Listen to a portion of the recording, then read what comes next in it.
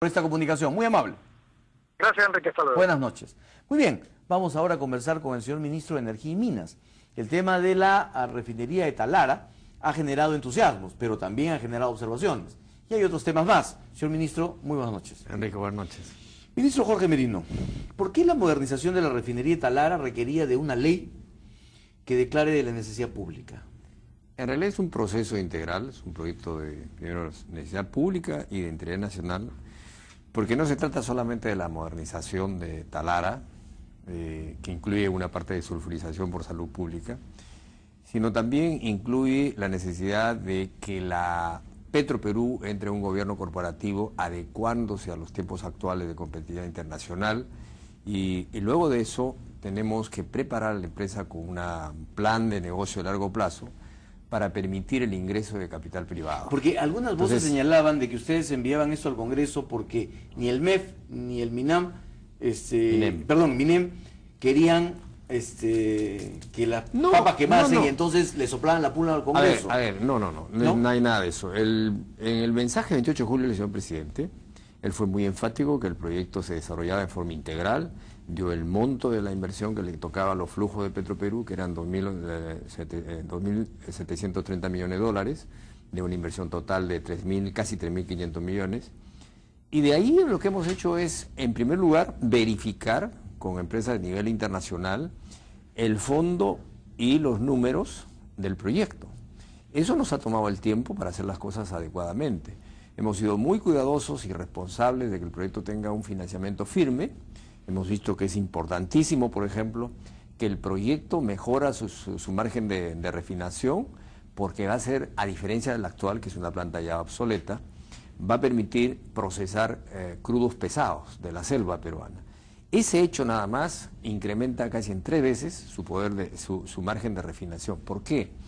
Porque va a ser una planta que tiene 9 plantas principales y 6 auxiliares, y va a permitir producir productos de mayor calidad. Por eso es que va a ser autosostenible. Muy bien. Ahí me voy a detener un momentito, porque este anuncio ha puesto en duda para muchos la credibilidad del gobierno. Pablo Secada, por ejemplo, ha dicho que el gobierno nunca ha podido sustentar porque la inversión ha tenido un gran incremento y ha pasado de 1.711 millones a 3.500 millones. No. Este proyecto ha sido en base a un concurso público internacional. Recordemos que eso fue en el año 2009, se presentaron 3 consorcios de talla mundial, y en el tipo de modalidad del concurso fue por FID más EPC, o sea, hacer la ingeniería básica y después hacer la procura y la construcción de la planta. Todos concursaron bajo este esquema. Entonces lo que sucede es que todo el mundo sabe que los CAPEX en el mundo se han reajustado, o sea, no podemos ahora pensar pues que en la época de Antamina, que 2.200 millones era pues una inversión del siglo en el Perú. Hoy día cualquier inversión en el mundo, los CAPEX han subido. Entonces todo eso se ha ajustado adecuadamente y está perfectamente sostenible. O sea, digamos, la inversión ha sido analizada bajo todas las alternativas. Pero muchos señalan de que no hay mucha transparencia. Incluso el presidente Confiep no ha dicho que no hay transparencia, pero ha dicho ojalá que el gobierno sustente transparentemente estos temas, porque también se dice que ustedes no han dicho la verdad sobre el real incremento de la capacidad de producción de la refinería y que el Estado se verá obligado a prestar 500 millones a Petroperú comprometiendo recursos del Estado, porque no hay manera de financiar esto, de levantar un financiamiento de esta cantidad. A ver, en primer lugar, la refinería incrementa su volumen de tratamiento de 65.000 barriles por día de hoy a 95.000 barriles. Hay quienes dicen que debido incluso a los cálculos de consumo de energía, ustedes están pensando en 150.000 barriles. No. Son 95.000 barriles y es prácticamente una planta nueva. Vuelvo a repetir, no tiene nada que ver con la planta actual. Además de tener combustibles mucho más limpios, con menos de 50 partes por millón de azufre, va a procesar crudos pesados, como el de Perenco. Acordemos que Perenco ha empezado a producir ya el 2014 6.000 barriles y el 2017 ya debe llegar a 60.000 barriles de ese tipo de crudo. A ese va a sumar Gran Tierra. Y pensemos un poco en forma de sinergia. El oleoducto norperuano tiene una capacidad de 200.000 barriles. ¿Cuánto está pasando hoy día? 20.000. Entonces, con esta posibilidad de traer ese crudo pesado, cambia la figura. Así que eso se ha analizado con mucha seriedad, con el apoyo de empresas de primer nivel internacional, y por eso hemos llegado a esta definición. Y es verdad que el Estado le va a tener que prestar 500 millones a Petroperú. Lo que yo quiero anunciar es que ya Petroperú, con sus fondos actuales, sin la garantía del Estado, tiene la oferta ya de levantar 500 millones de dólares para empezar la obra. Lo único que va a hacer el Estado va a ser un aval, una garantía que es usual, además se ha visto en otro proyecto de hidrocarburos, hasta 1.000 millones de dólares, 200 millones de dólares anuales para el financiamiento de largo plazo que necesita la empresa. Ministro, bueno, lo del 49% de la de privatización del accionariado le va a traer problemas con todos los especialistas y políticos de centro a la izquierda. A ver, ese es un tema importante de explicarlo. En realidad, la empresa sigue siendo del Estado. Por el 51%. Tiene el 51%. Lo único que estamos haciendo no es una privatización. Lo que estamos haciendo es buscar la forma de que ingrese capital privado.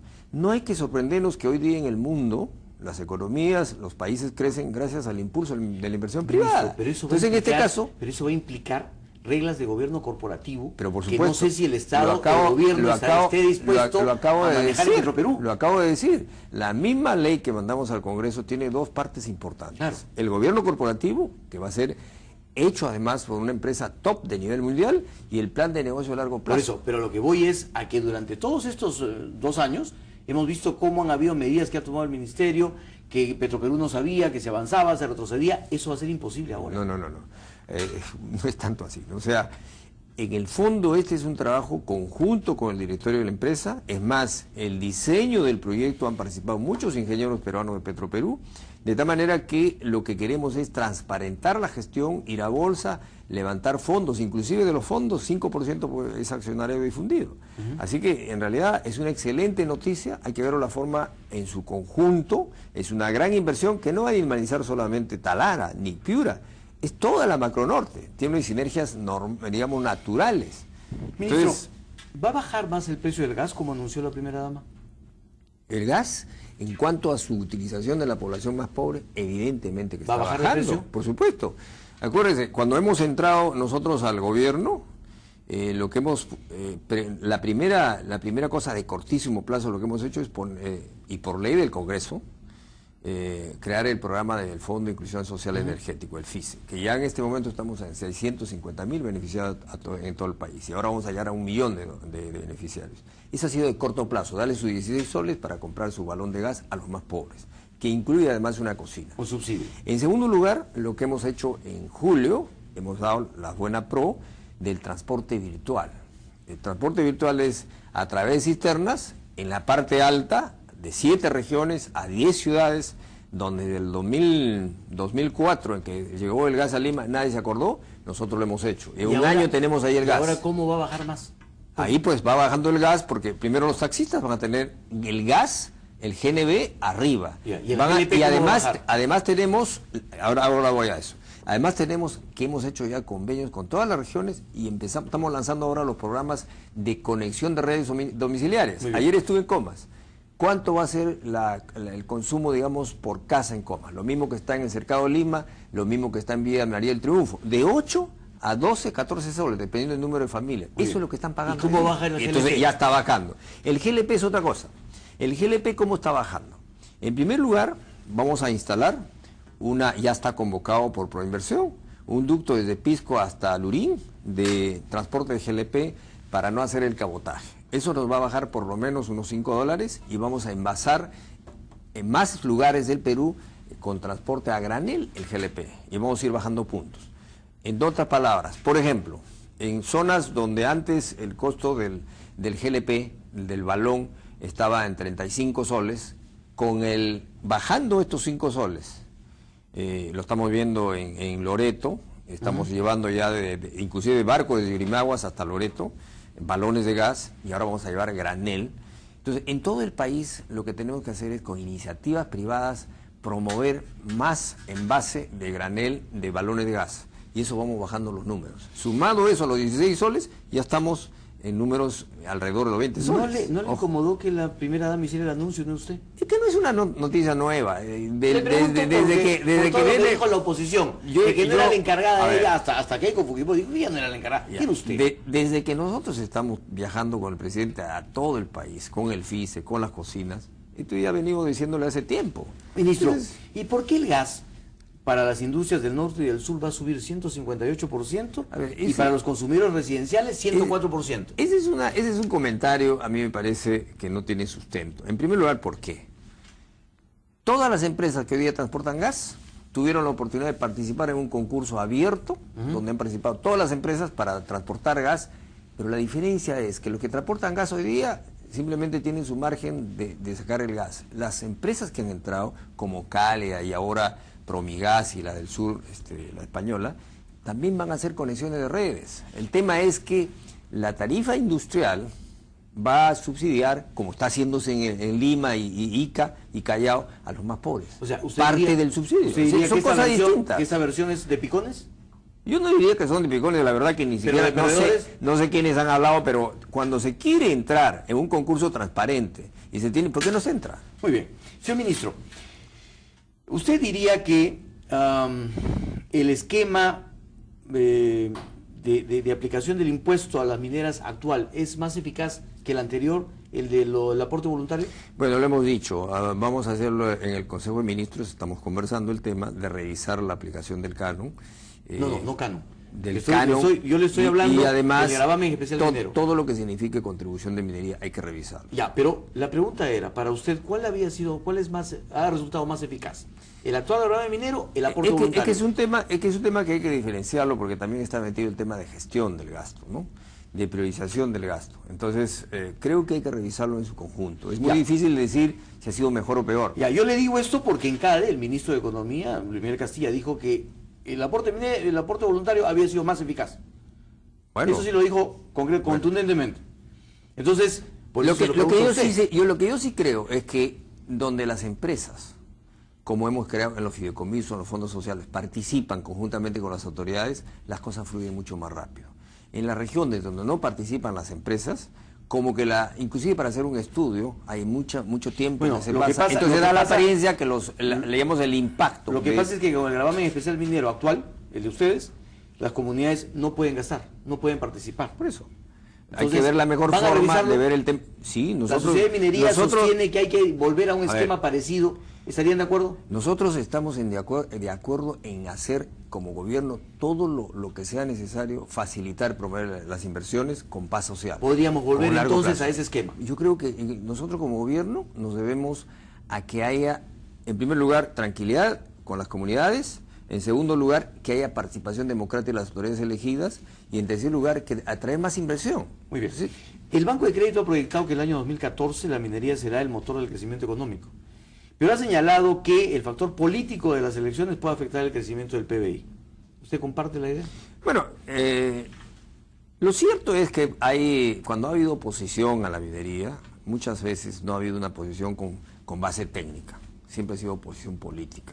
Y efectivamente pueden haber muchas personas que se han opuesto a la minería, que ahora quieran ser alcaldes, quieran ser presidentes regionales, ¿no? Pero nosotros estamos hoy día conscientes de que uno de los efectos que ha habido, por ejemplo, con la caída de precios de los metales y el efecto en el canon, ha sido que hay conciencia en los alcaldes a nivel nacional que lo que hay que hacer es producir más proyectos para que haya más ingresos. Entonces nosotros estamos seguir trabajando en ese tema. Y efectivamente creo que las bases sociales ahora se han ampliado. Estamos viendo que la población se da cuenta que la minería trae agua, por ejemplo, lo estamos viendo en Cajamarca. ¿En Conga? Por supuesto. En Conga ahora el tema está más claro, que el agua de Chalhuagón, el riego que se está dando, el proyecto de Chonta que está próximo ya a convocarse para el concurso público, va configurando una situación distinta. En Arequipa igual con Cerro Verde. Muy bien. Igual en Antamina. Pero no me ha contestado si es que las elecciones van a ser un problema para la minería. Mire, cuando hay elecciones normalmente hay mucha gente que quisiera sacar provecho de las elecciones, digamos, del tema de las inversiones para tener una relevancia política. Pero, como le digo, nosotros lo tenemos claro que el próximo año tenemos por lo menos 10% más de incremento de producción en base a los proyectos que estamos anunciando. Ministro, ¿cuáles y cuántos procesos de consulta previa se realizarán en el 2014? Vamos a empezar por la selva, ¿no? Como corresponde. Petróleo. Sí, petróleo, la zona de hidrocarburos, en la parte que compete al sector, pero también el MINAN ya está trabajando con cultura, otras consultas, ¿no? Entonces, ¿qué avances hay en su anuncio de cambiar la legislación o reglas del juego en el sector de hidrocarburos para que se promueva la exportación? Hemos trabajado intensamente en las últimas semanas con los privados y luego vamos a esperamos que a fines de este mes de diciembre podamos tener ya consensuado el nuevo reglamento ambiental, que lo que busca es acelerar los permisos para las exploraciones en hidrocarburos, que como sabemos en la selva es costoso y toma muchos tiempos. Entonces vamos a conversar con el MINAM, que es el sector, y el Ministerio de Energía y Minas, para encontrar finalmente lo que hemos consensuado con los privados y que lo hemos estudiado a fondo, ya finalmente podamos tener una norma, ¿no? Señor ministro, ¿hay riesgos de desabastecimiento de energía para el 2014? De ninguna manera. ¿No? Yo creo que lo que estamos demostrando con el nodo energético, que son 1000 megavatios más, en el 2013 hemos incorporado casi 1400 megavatios nuevos al sistema. Y es más, hemos lanzado 1100 megavatios adicionales, le hemos encargado ya a Proinversión, hay 200 megavatios adicionales con de RERS. Acabamos de inaugurar Termochilca, espero que también la central que está al lado también ya pueda terminar de inaugurar la planta, ¿no es cierto?, Fénix. Así que estamos, en realidad... ¿Está usted sobrado de energía? No es que estamos sobrados, pero hay que entender que la base del crecimiento económico del país, si bien es cierto es la minería, en la que ha impulsado, pero atrás de la minería, ¿qué está? La energía competitiva. Si no hay energía... Si no hay energía, no estamos. Nada. Pues, no estamos. No hay nada, ¿no? ministro. No estamos. Muy bien, muchísimas gracias por su presencia esta noche. Gracias, muy amable. Enrique. Gracias. Vamos a una pausa, regresamos para hablar con el ministro del Ambiente, precisamente. Después hablaremos del tema también del sueldo de los jueces. Ese es un tema importante. Volvemos.